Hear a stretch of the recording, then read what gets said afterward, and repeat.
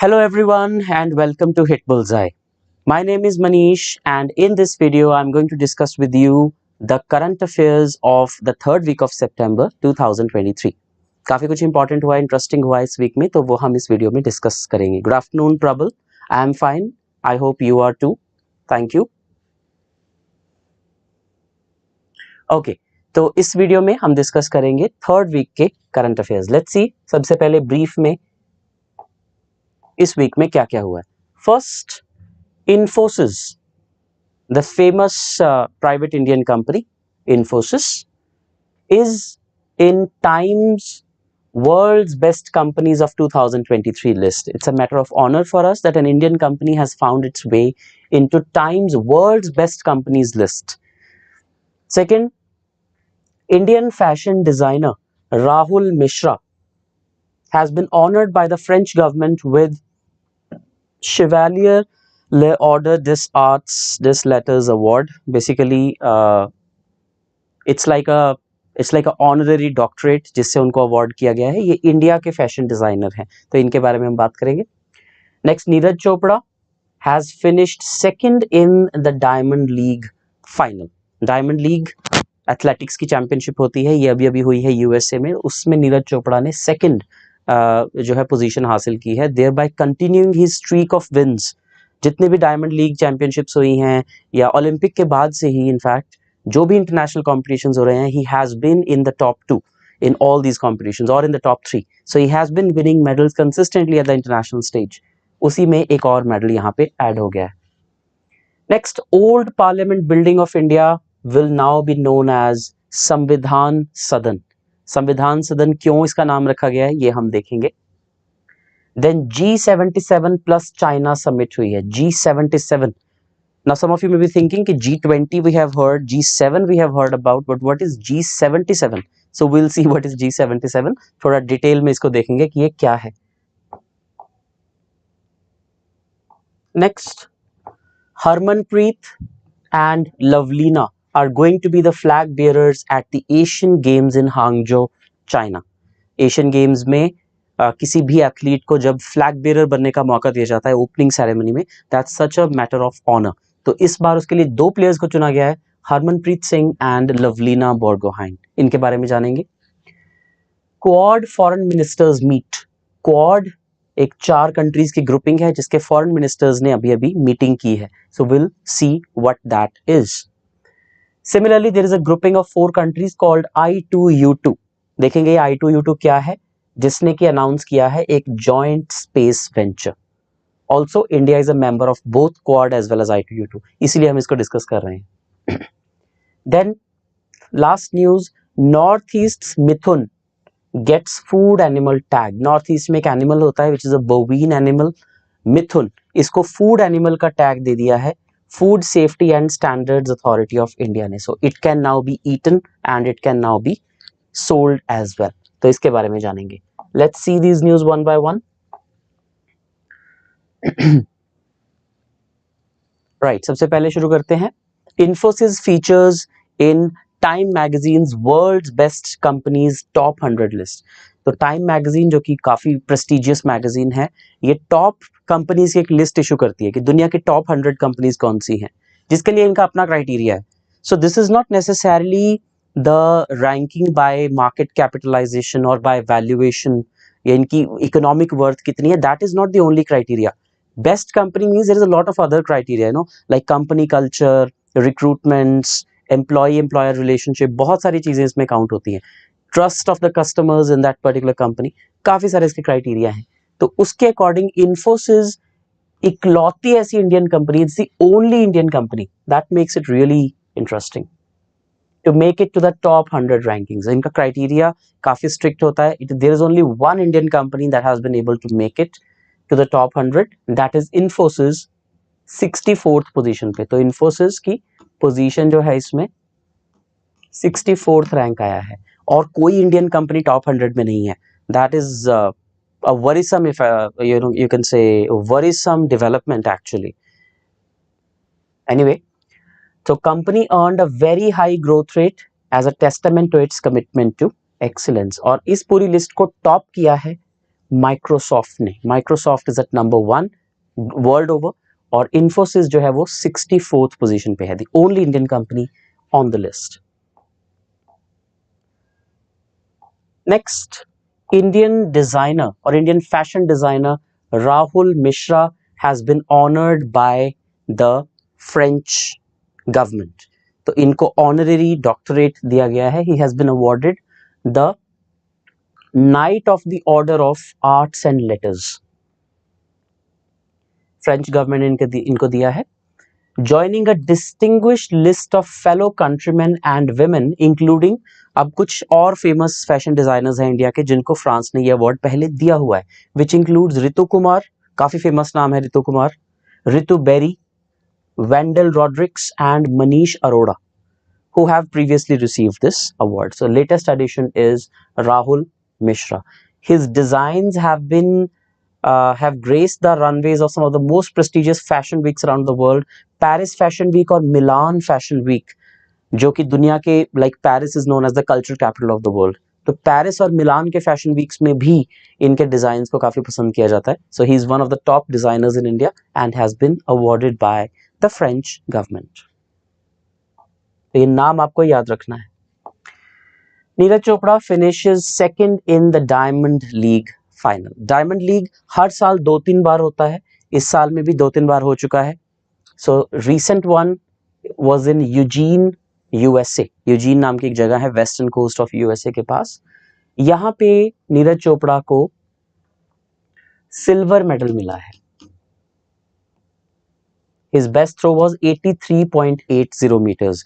जो उनका बेस्ट जाता है that is close to 88-89 meters. 88 point something meters is his usual best. But यहाँ पे उनका 83.80 meters था जिससे उनको सेकंड पोजीशन मिली. इससे पहले 2022 में नीरज चोपड़ा गोल्ड जीत चुके हैं डायमंड लीग में at 88.44 meters, which is significantly higher than 83.8 meters. Last month हमने किया था कि वर्ल्ड एथलेटिक्स चैंपियनशिप में भी नीरज चोपड़ा का गोल्ड आया था. So a continuous performance streak you can say. Old Parliament building to be known as the Samvidhan Bhavan. So this is the old Parliament building of India, circular in shape.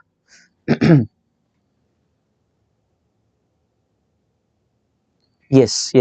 So this is the old Parliament building, circular in shape. और अब यहाँ पे parliamentary business नहीं होता because नई parliament में हमारा सारा काम जो है वो शिफ्ट हो गया है. So what is this building now named as? Common people will be able to visit it very soon as a museum of sorts. तो इसको नाम दे दिया गया है संविधान सदन. उसका रीजन ये है कि यहीं पे भारत का संविधान लिखा गया था. The constitution of India was framed in this particular building from 1946 to 1949. 3 साल लगे थे ऑलमोस्ट हमारा कॉन्स्टिट्यूशन लिखने के लिए. 9 दिसंबर 1946 अगर एग्जैक्टली बात करें, 9 दिसंबर 1946 was the date when the first sitting of Constituent Assembly took place, जब हमारा कॉन्स्टिट्यूशन लिखा गया. और लास्ट सिटिंग हुई थी 26 नवंबर 1949, जिस दिन हमारा कॉन्स्टिट्यूशन बन के तैयार हो गया था. So it took almost 2 years 11 months and 18 days, approximately 3 years to write the entire constitution. तो इसीलिए इस पूरी बिल्डिंग का नाम अब संविधान सदन है. और जो नई पार्लियामेंट है उसको अब बोला जाएगा संसद भवन. पहले इसका नाम संसद भवन होता था, अब उसका नाम संसद भवन होगा. इस बिल्डिंग के बारे में अगर हम बात करें, it was designed by sir Edwin Lutyens and Herbert Baker. ये दोनों ब्रिटिश आर्किटेक्ट्स थे और इनके बारे में ये भी बहुत फेमस है कि इन दोनों में आपस में डिफरेंस ऑफ ओपिनियन था कि उस वक्त जब ये पार्लियामेंट बनी थी whether it should be in circular shape और whether it should be in triangular shape. तो सर एडविन लुटियंस का कहना था कि that it should be in circular shape और हर्बर्ट बेकर का कहना था that it should be a triangular building for better usages of space. तो उस वक्त of course Edwin Lutyens prevail कर गए थे, उनकी बात मानी गई थी. तो अब जो नई पार्लियामेंट बिल्डिंग बनी है that is in triangular shape as per the vision of sir Herbert Baker. तो ये भी एक फैक्ट है जो आपको पता होना चाहिए. ऑल्सो जो नई पार्लियामेंट बिल्डिंग है उसके डिजाइनर माने जाते हैं Bimal Patel. Bimal Patel. He's from Gujarat, and he is one of the most well known architects in India. नई पार्लियामेंट बिल्डिंग इन्होंने डिजाइन की है। G77 plus China Summit. G77 is just like G7 or G20. It's a group of countries. ये सारी international organisations हैं। G7 में 7 members हैं, G20 में या लेट अस से G21 अगर हम उसको कहें, उसमें 19 कंट्रीज हैं प्लस 2 इंटरनेशनल ऑर्गेनाइजेशंस हैं, यूरोपियन यूनियन और अफ्रीकन यूनियन जो अभी रिसेंटली मेंबर बनी। G77 जब बनी थी 1964 में ये ऑर्गेनाइजेशन बनी थी, तब इसके 77 मेंबर्स होते थे। That is why the name G77, but now it's membership has almost double in all these 60 odd years. तो अभी रिसेंटली G77 प्लस चाइना की मीटिंग हुई, because China apparently is not a member of G77। तो G77 plus China की meeting हुई है इन Cuba में इसको होल्ड किया गया। और G77 को ग्लोबल साउथ का representative माना जाता है, because it includes almost all the countries of the southern part of the globe, जिसमें साउथ अमेरिका, अफ्रीका और majorly South Asia, South East Asia आ जाता है। तो एक बार देखते हैं कुछ इंपॉर्टेंट फैक्ट्स अबाउट G77। ये G77 का लोगो है, राइट, सो यू कैन सी कि G और बीच में 77 लिखा हुआ है, एंड इट्स ग्रुप ऑफ 77। और ये नाम क्यों रखा है? After the number of founding member states, 77 founder members थे, तो उस पे इसका नाम रखा गया है। ये बनी थी 15th of June 1964 में। सो 1964 इज द फाउंडेशनल ईयर, और इसकी फाउंडेशन हुई थी जिनेवा, स्विट्जरलैंड में। But that is not the headquarters of it. इसके हेडक्वार्टर्स कहाँ पे हैं? यूनाइटेड नेशंस के हेडक्वार्टर्स, जो कि न्यूयॉर्क में है। So New York are the headquarters of G77। It's an intergovernmental organisation, और अभी रिसेंट इसकी समिट जो है वो क्यूबा में हुई, जिसकी कैपिटल है हवाना। इसके करंटली 135 मेंबर्स हैं, 135 मेंबर स्टेट्स, यानी कि almost double of what it started with. और इसका करंट चेयरपर्सन जो है वो क्यूबा है। That's why the summit was held in Cuba, और इसकी एफिलिएशन सीधा यूनाइटेड नेशन से है। So as you can see, this is the world map. अब वर्ल्ड मैप पे अगर आप देखें, ये है North America. So North America is not represented here. Then ये यूरोप है, Europe also is not represented. Asia में भी Russia is not a member, China is not a member, और China is a member actually. तो global south की जब हम बात कर रहे हैं, so all the southern part of the world is a part of G77, which includes South America, ये पूरा का पूरा साउथ अमेरिका है, ये पूरा अफ्रीका है, then मिडल ईस्ट, और ये पूरा एशिया का part, Asia, South East Asia, all the way to all these you can say island countries in the Pacific, ये सारी इसकी members हैं। So this is what G77 is। और वर्ल्ड मैप देख के आपको पता चल ही रहा होगा कि इसको ग्लोबल साउथ का रिप्रेजेंटेटिव क्यों कहा जाता है, because almost all the southern countries of the globe are a part of G77।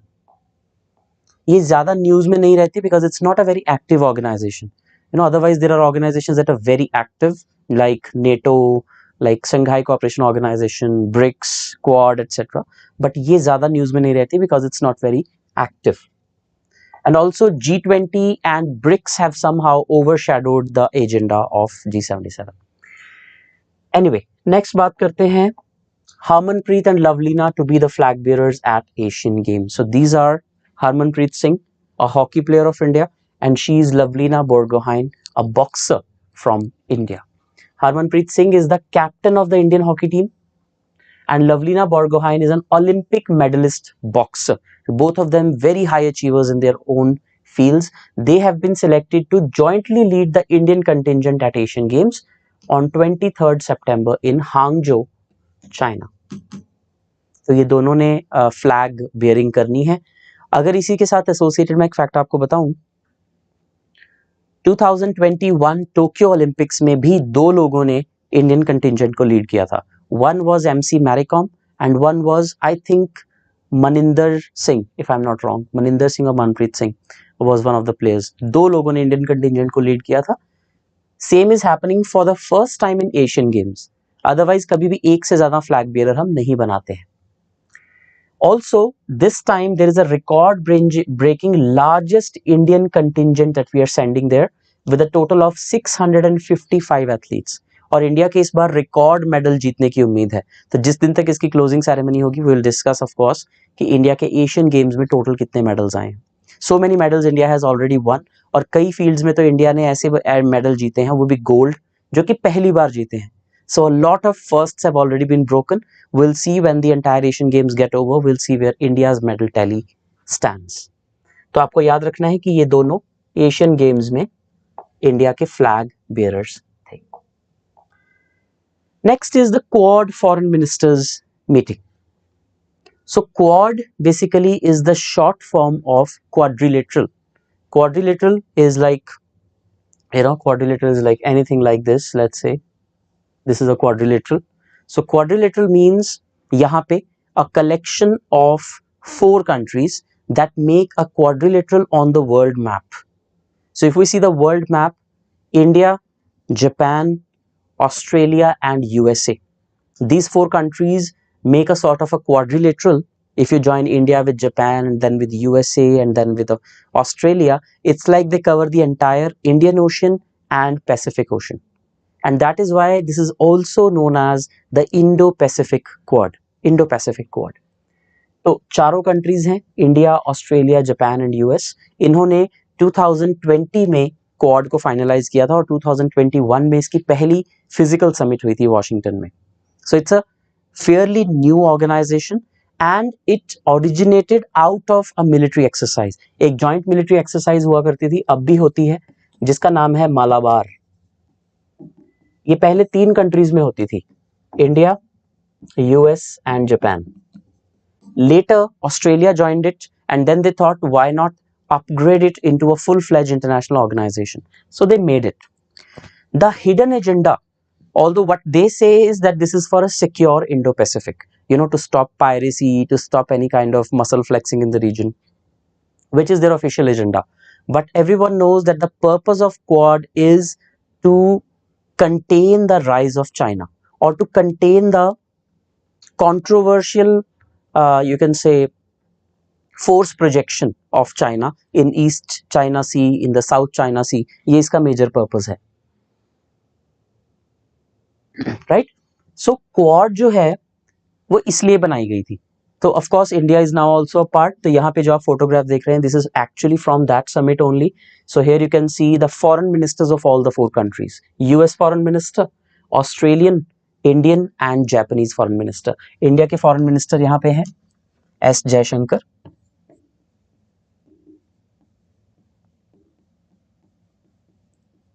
So he was there. और ये स्पेशली नहीं हुई है, this was on the sidelines of UN General Assembly session. हर साल यूनाइटेड नेशंस की General Assembly का session सितंबर में ही होता है और उसके साइडलाइंस पे सभी लोग वहां पे गए होते हैं already. There are lot of international organisations which keep their meetings on on the sidelines of general assembly meeting. तो इसमें आपको याद रखना है. इसमें एक और एस्पेक्ट जो हाईलाइट किया गया, that was, so what they discussed in the meeting was the revival of black sea grain initiative. What is Black Sea Grain Initiative? पिछले साल जब से रशिया यूक्रेन वॉर शुरू हुई है, Ukraine is one of the major food grain suppliers of the world. यानी कि Ukraine काफी सारा फूड ग्रेन और ऑयल सीड्स एक्सपोर्ट करता है पूरी दुनिया में. लेकिन जब से वॉर शुरू हुई है, रशिया ने यूक्रेन की कंसाइनमेंट्स रोकनी शुरू कर दी. बिकॉज ऑफ कोर्स जब वॉर हुई है तो वो हर चीज उसकी like try to block the country from all the sides. तो यूक्रेन एक्सपोर्ट करना यूक्रेन ने बंद कर दिया because the black sea was sort of occupied by Russia. तो टर्की ने मीडिएट करके ब्लैक सी ग्रेन इनिशिएटिव शुरू करवाया इन जुलाई 2022. बिकॉज फरवरी में तो वॉर शुरू हुई थी, 3-4 महीने तक एक्सपोर्ट नहीं हो पाए. देन जुलाई में black sea grain initiative sign हुआ, जो कि ओरिजिनली 3 महीने के लिए था. So under this Ukraine was to be allowed to send its food grain consignments to the other parts of the world. उसका मेजर रीजन ये नहीं था कि यूक्रेन की इकोनॉमी को ज्यादा नुकसान हो रहा था, वो तो रशिया को चाहिए था. It wanted to hurt the economy of Ukraine. The major reason was that shortage in food supply was leading to global food security problem. Globally food prices बढ़ने शुरू हो गए थे, पूरी दुनिया में खाने की चीजें बहुत महंगी होने लग गई थी। तो ब्लैक सी ग्रीन इनिशिएटिव इसलिए शुरू किया गया था। तो इस इनिशिएटिव के बाद रशिया ने थोड़ा सा जो मिलिट्री अपनी मिलिट्री है वो थोड़ी सी रिमूव कर ली या थोड़ा उसमें ढील दे दी, and Ukraine was able to export its food grains and oil seeds to the other part of the world. अब वो इनिशिएटिव पहले 3 महीने के लिए था, उसको 2-3 बार बढ़ाया गया, every time for 3 months each. तो ये इनिशिएटिव इस साल जुलाई 2023 में 1 साल हो गया इसको। इसके बाद रशिया ने इसको एक्सटेंड करने से मना कर दिया। So for the last 3 months no exports are allowed out of Ukraine through that route. उससे अब प्रॉब्लम क्या हो रही है? Again there is food insecurity in the world, because वहां से ज्यादातर खाना अफ्रीकन कंट्रीज को एक्सपोर्ट किया जाता था। This is a huge food security issue in African countries. तो अब रशिया ने क्यों नहीं उसको एक्सटेंड किया? Because Russia is demanding concessions for itself from other western countries, क्योंकि यूएसए और बाकी यूरोपियन कंट्रीज ने बहुत सारे सैंक्शंस लगाए हुए रशिया पे। तो रशिया कह रहा है कि मैं हर बार क्यों एक्सटेंड करूं, I should also get something in return. So now it is demanding that USA, UK and all these G7 countries, they should remove sanctions from Russia, only then it will reciprocate and revive the Black Sea Green Initiative. तो उसके बारे में बात हुई कि कैसे उसको दोबारा से रिवाइव किया जाए। So that was a major agenda that was discussed over here.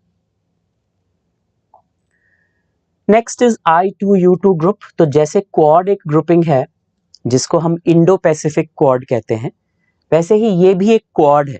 इसको 2-3 नामों से बुलाया जाता है। One is I2U2 which is the most distinctive name. उसका रीजन यह है कि इसके members India, Israel, so I2, I से इंडिया, I से Israel, then USA and UAE, U2। सो I2U2 ये कंट्रीज के इनिशियल से इसका नाम पड़ा है, India, Israel, USA, UAE। Now this is also a quad, लेकिन ये इंडो पैसिफिक की तरफ नहीं है, ये मिडल ईस्ट की तरफ है। So this is known as the middle eastern quad.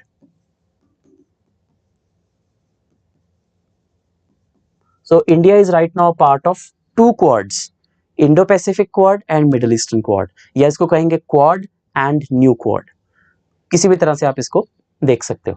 तो इसकी भी अभी अभी ग्रुपिंग की मीटिंग हुई है, हालांकि सबमिट नहीं हुई है। They have just announced a joint space venture. अगर आप इन चारों कंट्रीज को ध्यान से देखोगे, इनमें से 2 कंट्रीज ऐसी हैं जिनके space mission are some of the best space missions in the world. One is India and one is USA. तो यूएसए का नासा और इंडिया की ISRO, these are some of the top 5 space agencies in the world. इसके बाद Russia, China, European Space Agency आ जाती है। UAE is a complete or let us say relative novice in space field, so is Israel. लेकिन इनके पास technology अच्छी है, they have good you can say know-how in the space sector. So now what I2U2 is proposing is कि ये चारों space agencies मिलके data collect करें, space based observation data collect करें, and to leverage this data to create a distinctive tool with application spanning multiple domains. Basically अगर space collaboration multiple countries मिलके करती हैं तो उनकी सारी expertise जो है वो add on हो जाती है।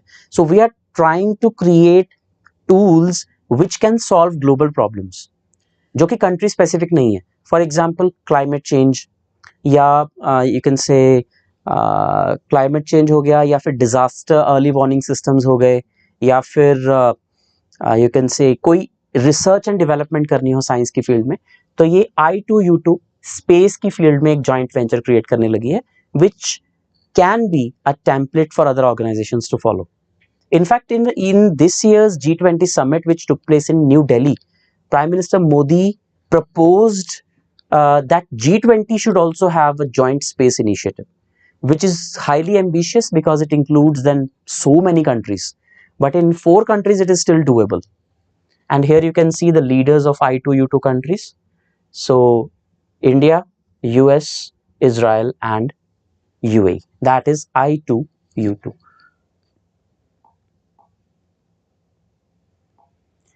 North east mithun gets food animal tag, ये लास्ट न्यूज है हमारी. सो नॉर्थ ईस्ट में ये एक एनिमल मिलता है, it's like a huge buffalo. So this is known as mithun. इसका नॉर्थ ईस्ट में मिथुन कह के इसको बुलाते हैं। इसको food safety and standards authority of India, FSSAI, जो कि इंडिया का फूड सिक्योरिटी रेगुलेटर है, इसने इस एनिमल को फूड एनिमल कैटेगराइज कर दिया है। And once FSSAI categorizes an animal as food animal, it can be eaten, it can be sold as a food product, otherwise it cannot be. Okay, तो इसको classify कर दिया गया है। सो मिथुन के बारे में अगर देखें, it is scientific name is Bos frontalis. Bos frontalis is the scientific name of mithun. It's a bovine species native to North East India. ये नेटिव है नॉर्थ ईस्ट इंडिया की, it's not an alien species. Particularly Arunachal Pradesh, Nagaland, Manipur और मिजोरम, यानी कि चारों states जिनकी Myanmar से boundary लगती है, याद करने का तरीका है Arunachal, Nagaland, Manipur, Mizoram. The eastern most 4 states of India have this mithun as one of its native animals. इसको कैटल ऑफ द हिल्स भी कहा जाता है and it holds significant cultural, economic and ecological importance in this region. Now it remains to be seen how the people will react to this news and how it brings socio-economic changes in the society of Northeast India. Also, this is like a kg of mithun meat can fetch rupees 300 per kg, and considering that one mithun can weigh from 3 to 4 quintals, that's a lot of money. And also it is aligned with India's pink revolution. Pink revolution is associated with buffalo meat, buffalo and bovine meat. Now do not confuse it with cow slaughter, or there are certain states that have banned cow slaughter. Those are different species of the same animal. It's like saying that a big cat has so many species: tigers, leopard, puma, jaguar, lion, then you have snow leopard. So there are 7-8 species of big cats. All are not the same. Similarly, in bovine animals, there are so many animals that look alike, but they are different species. So there is only one species particularly which has been protected under the cow slaughter laws passed by various states. But the other species like mithun or like buffaloes or like some species of cows, they are allowed to be slaughtered and they are even exported to the other countries. And that is India's pink revolution, because the skin looks pink from the inside. That's the idea here. तो ये उसी category में add हो जाएगा। That is all for this week. यही कुछ important news थी इस वीक में। I hope you liked it, and these are, I try to cover those news in these sessions that are extremely unavoidable from examination perspective. Otherwise, it does not mean that this is an exhaustive list of whatever important has happened, but I try to include whatever is the most important and unavoidable in any particular week. So I hope you like it. And if you do, please press the bell icon so that whenever we post these videos, you watch them, and also give us thumbs up to this video if you like it. Any suggestions if you have, we are welcome to hear from you. So do mention those in the comment section. Thank you so much and take care.